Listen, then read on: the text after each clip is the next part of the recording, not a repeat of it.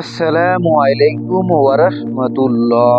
প্রিয় দর্শক, আজকের ভিডিওতে যে দুটি আমলের কথা আমি আপনাদেরকে বলবো, এই দুটি আমলগুলো করতে বড় জোর 1 মিনিট বা 2 মিনিট সময় লাগবে, কিন্তু এর ফজিলত হলো হাসরের ময়দানে নেকির পাল্লায় এই আমলগুলো ওজন অনেক ভারী হবে ইনশাআল্লাহ। আপনি কি চান যে মৃত্যুর পর হাসরের ময়দানে যখন আপনার আমলনামা ওজন দেওয়া হবে, তখন মিজানের ডান দিকের নেকির পাল্লা ভারী হোক? যদি আপনি এটা চেয়ে থাকেন, তাহলে আজকের এই দুটি আমল আপনার জন্য। ইনশাআল্লাহ আজ থেকে এই দুটি আমল শুরু করবেন, মৃত্যু পর্যন্ত করবেন, মিজানের পাল্লা অবশ্যই অবশ্যই ভারী হবে ইনশাআল্লাহ। মুমিন মুসলমানের জন্য দুটি আমলের গুরুত্ব অনেক বেশি, যে আমলগুলোর বিনিময়ে মহান আল্লাহ তাআলা মুমিন বান্দার আমলনামায় অগণিত সওয়াব দান করবেন। মিজানের পাল্লায় তা হবে 7 আসমান ও 7 জমিনের চেয়েও বেশি ওজন। সুবহানাল্লাহ। হাদিসের একাধিক বর্ণনায় উঠে আসা চমৎকার দুটি আমল আমরা আজকের এই ভিডিওতে আলোচনা করব ইনশাআল্লাহ। তাহলে চলুন একে একে প্রত্যেকটি আমলের সাথে আপনাকে পরিচিত করিয়ে দিই। প্রিয় দর্শক, আজকের ভিডিওর দুইটি আমলের মধ্যে সর্বপ্রথম আমলটি হচ্ছে লা ইলাহা ইল্লাল্লাহ, সকাল সন্ধ্যায় জিকির করা। যে ব্যক্তি সকাল সন্ধ্যায় লা ইলাহা ইল্লাল্লাহ জিকির করবে, তার আমলনামার পাল্লা হাদিসে এসেছে 7 আসমান ও 7 জমিনের চেয়েও ভারী হবে। সুবহানাল্লাহ। তার জন্য জান্নাত হবে সুনিশ্চিত। সুবহানাল্লাহ।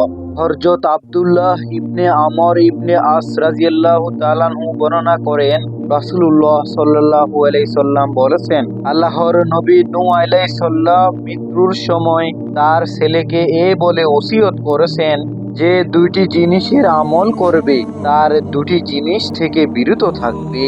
আমলের আদেশ ছিল লা ইলাহা ইল্লাল্লাহর জিকির করা। মনে রেখো, যদি 7 আসমান ও 7 জমিন এক পাল্লায় রাখা হয় আর অপর পাল্লায় লা ইলাহা ইল্লাল্লাহ রাখা হয়, তবে লা ইলাহা ইল্লাল্লাহর পাল্লা ভারী হবে। সুবহানাল্লাহ। যদি 7 আসমান ও 7 জমিন একটি অভিশপ্ত গোলাকার বৃত্ত হতো, তাহলে লা ইলাহা ইল্লাল্লাহ ও সুবহানাল্লাহি ওয়া বিহামদিহি সব কিছুকে শূন্য বিচ্ছিন্ন করে ফেলতো। সুবহানাল্লাহ। ইয়া প্রতিটি জিনিসের দোয়া এবং এর মাধ্যমে সৃষ্টি রাজি রুজি পেয়ে থাকে, আর তোমাকে নির্দেশ করে শিরক ও অহংকার থেকে দূরে থাকার জন্য।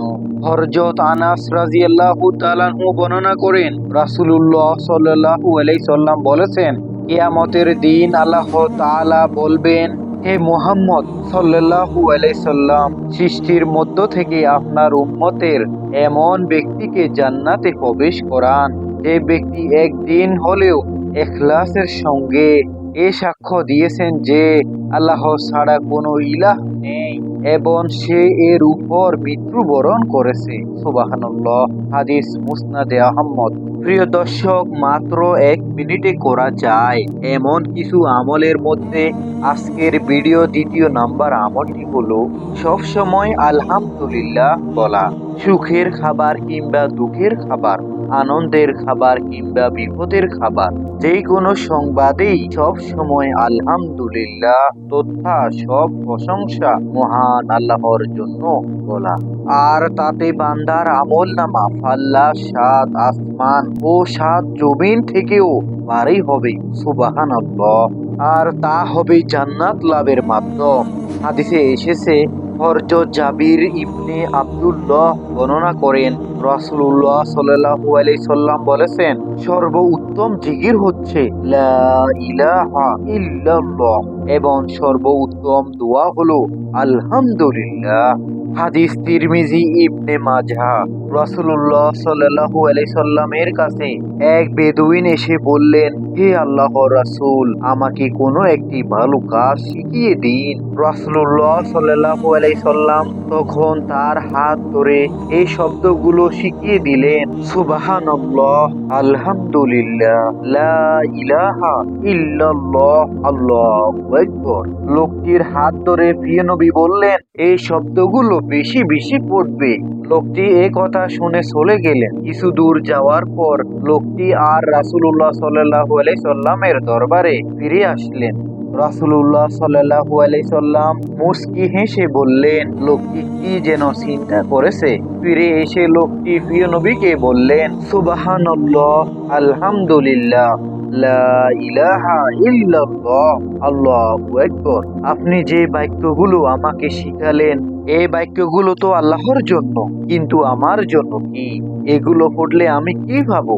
তখন রাসূলুল্লাহ সাল্লাল্লাহু আলাইহি সাল্লাম উত্তরে বললেন, তুমি যখন বলবে সুবহানাল্লাহ, আলহামদুলিল্লাহ, লা ইলাহা ইল্লাল্লাহ, আল্লাহু আকবার, তখন প্রতিটি শব্দের উত্তরে আল্লাহ তাআলা বলবেন, তুমি সত্য বলেছো।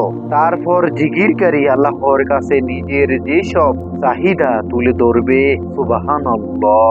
যেমন বান্দা বলবে, আল্লাহুম্মা গফিরলি, হে আল্লাহ, আমাকে মাফ করে দিন। তখন আল্লাহ তাআলা বলবেন, তোমাকে মাফ করে দিলাম, সুবহানাল্লাহ। বান্দা বলবে, আল্লাহুম্মা আরহামনি, হে আল্লাহ, আপনি আমাকে রহম করুন। তখন আল্লাহ বলবেন, ইতিমধ্যেই তোমার প্রতি রহম করেছি, সুবহানাল্লাহ। এরপর বান্দা বলবে, আল্লাহুম্মা রযুকনি, হে আল্লাহ, আপনি আমাকে রিজিক দান করুন। তখন আল্লাহ বলবে, তোমাকে ইতিমধ্যে রিজিক দান করে, সুবহানাল্লাহ। হাদিস বাইহাকি। প্রিয় দর্শক, এই আমলগুলো আপনি প্রতিদিন বেশি বেশি করে করবেন, তাহলে কিয়ামতের দিন আপনার নেকের পাল্লা ভারী করে দিবেন আল্লাহ তাআলা, ইনশাআল্লাহ। তো প্রিয় দর্শক, এই ছিল আজকের অত্যন্ত গুরুত্বপূর্ণ ভিডিওটি ভালো লাগলে অবশ্যই চ্যানেলটি সাবস্ক্রাইব করে বেল আইকনটি অন করে সাথে থাকবেন। ভিডিওতে একটি লাইক করে দিবেন এবং কমেন্টে আমিন লিখে যাবেন এবং অন্য মুসলিম ভাই বোনদের কাছে ভিডিওটি শেয়ার করে দিবেন, যেন তারাও দেখে শিখে আমলটি করতে পারে। আল্লাহ রাব্বুল আলামিন আমাদের সকলকে এই দুটি আমল করার তৌফিক দান করুন, আমিন।